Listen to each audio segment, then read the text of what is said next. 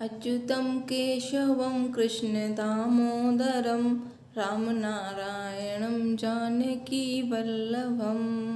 जय श्री हरि विष्णु जी। जय माता लक्ष्मी। नमस्कार दोस्तों, आप सभी का आपके अपने यूट्यूब चैनल आसान राह में हार्दिक स्वागत है। दोस्तों, एकादशी व्रत सभी व्रतों में सर्वाधिक महत्वपूर्ण माना जाता है और एकादशी का नियमित व्रत रखने से मन की चंचलता समाप्त हो जाती है और धन आरोग्य की प्राप्ति होती है और इस व्रत से मनोरोग भी दूर होते हैं।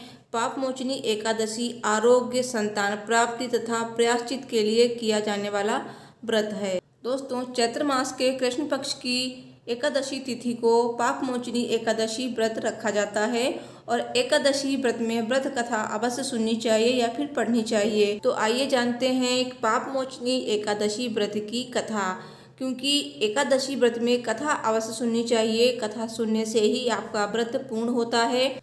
दोस्तों, पाप मोचनी एकादशी का मतलब है पाप को नष्ट करने वाली एकादशी और इस दिन भगवान विष्णु की विधि विधान से पूजा की जाती है और इस व्रत को दो तरह से रखा जाता है, निर्जला और फलाहारी। निर्जल व्रत सिर्फ वही लोग रखें जो पूरी तरह से स्वस्थ हों, बाकी लोग फलाहारी व्रत रख सकते हैं और इस व्रत से एक दिन पहले यानी दशमी तिथि को एक ही बार भोजन करें और सिर्फ सात्विक भोजन करें और एकादशी तिथि को सुबह के समय पर भगवान विष्णु का पूजन करना बहुत ही ज़्यादा शुभ माना जाता है। तो ब्रह्म मुहूर्त में उठकर स्नान आदि करें और व्रत का संकल्प लें। इसके बाद भगवान विष्णु को पंचामृत से स्नान कराएं, भगवान विष्णु माता लक्ष्मी की पूजा करें और इसके बाद भगवान विष्णु को धूप, दीप, चंदन और फल आदि अर्पित करें। भगवान विष्णु के भोग में तुलसी का पत्ता जरूर शामिल करें। भगवान विष्णु के मंत्रों का जाप करें, विष्णु सहस्रनाम का पाठ करें और इस दिन भगवत गीता का पाठ करना बहुत ही ज़्यादा शुभ होता है। और उसके बाद आप भगवान विष्णु माता लक्ष्मी की आरती उतारें और इस दिन तुलसी माता की पूजा अवश्य करें। सुबह भी और शाम को एक दिया जरूर जलाएं तुलसी माता के पास। और पाप मोचनी एकादशी के दिन आप जरूरतमंद लोगों को दान जरूर करें।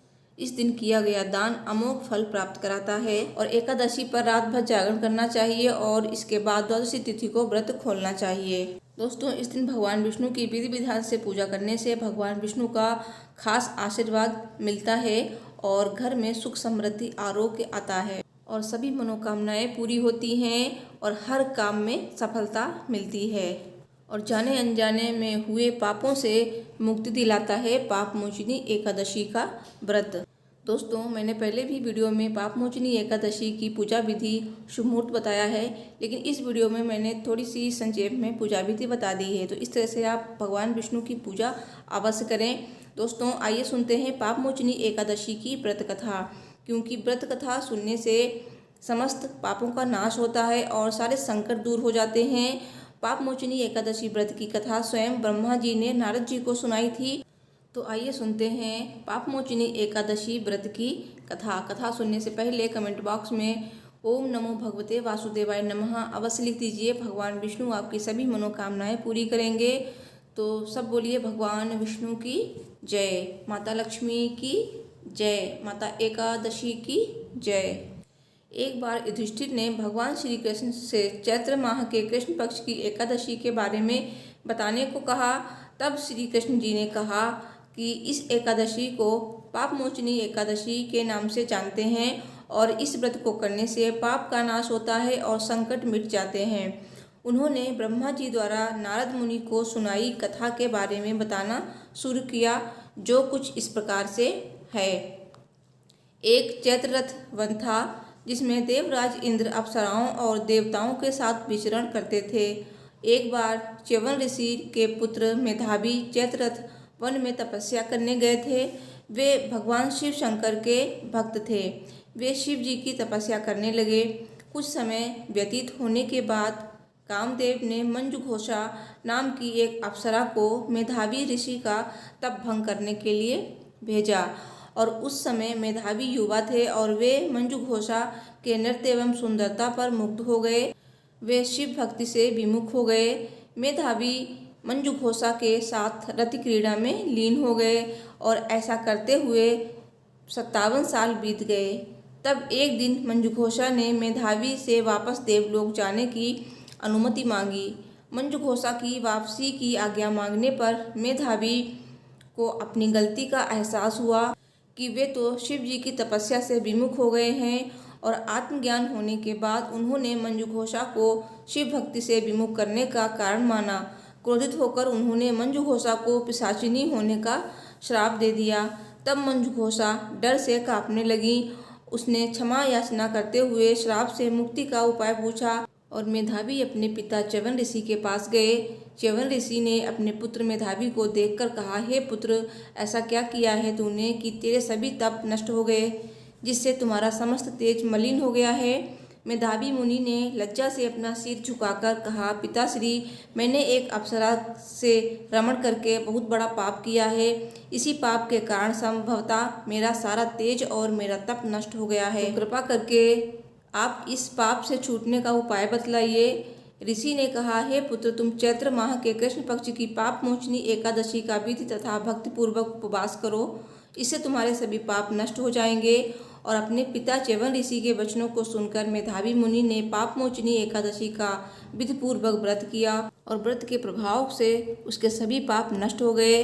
मंजू घोषा अप्सरा भी पाप मोचनी एकादशी का उपवास करने से पिशाचिनी की देह से छूट गई और पुनः अपना सुंदर रूप धारण कर स्वर्गलोक चली गई।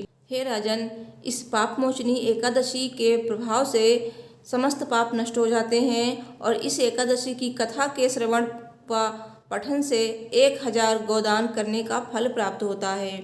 और इस उपवास के करने से ब्रह्म हत्या करने वाले, स्वर्ण चुराने वाले, मद्यपान करने वाले, अगम्या गमन करने वाले आदि भयंकर पाप भी नष्ट हो जाते हैं और अंत में स्वर्ग लोक की प्राप्ति होती है। सब बोलिए भगवान विष्णु की जय, माता लक्ष्मी की जय, एकादशी माता की जय।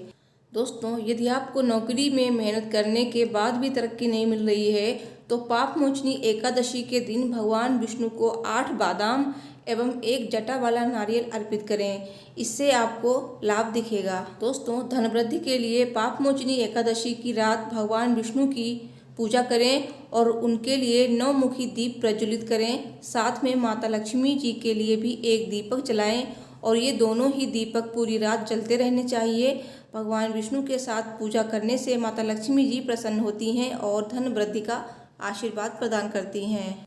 दोस्तों, तुलसी जी भगवान विष्णु को बहुत ही प्रिय हैं और जिसके घर में तुलसी होती ना, उस घर में कभी भी दुख दरिद्रता नहीं आती है। पाप मोचनी एकादशी के दिन तुलसी जी की पूजा अवश्य करें और एक घी का दिया जलाएं और उस समय आपका मुंह पूर्व दिशा या उत्तर दिशा की तरफ हो।